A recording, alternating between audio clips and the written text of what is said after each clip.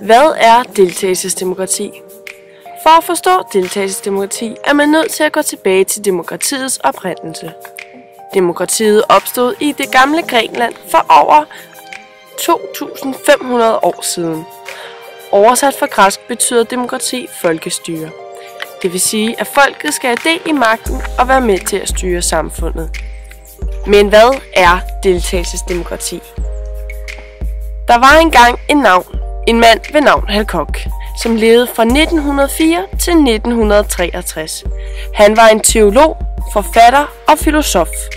Han var skaberen bag begrebet deltagelsesdemokrati, som er den direkte inddragelse af borgerne i de beslutninger, som vedrører dem. Dette kan både være de politiske, store beslutninger og de små lavpraktiske beslutninger i hverdagen. Alle beslutninger skal drages på et veldiskuteret grundlag, hvor det ideelle er at opnå fuld enighed.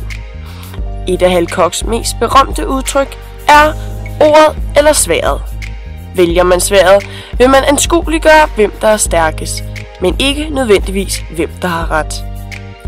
Hvis man vælger ordet, vil man igennem dialogen opnå en rigtigere og rimeligere forståelse af det aktuelle emne. Vi kender derfor ikke den rigtige beslutning på forhånd, men man må snakke sig frem til den i fællesskab.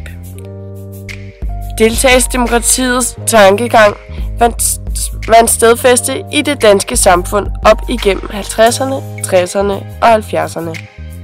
Et eksempel på, hvor deltagelsesdemokratiet bliver ført ud i livet, er vores allesammens Christiania. Christiania blev grundlagt i 1971 af 70'ernes gamle hippier.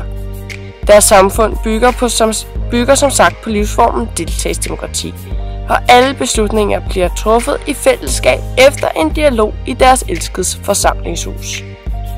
Så går man ind for deltagelsesdemokrati, går man ind for at være demokrat i hverdagen og ikke kun på valgdagen.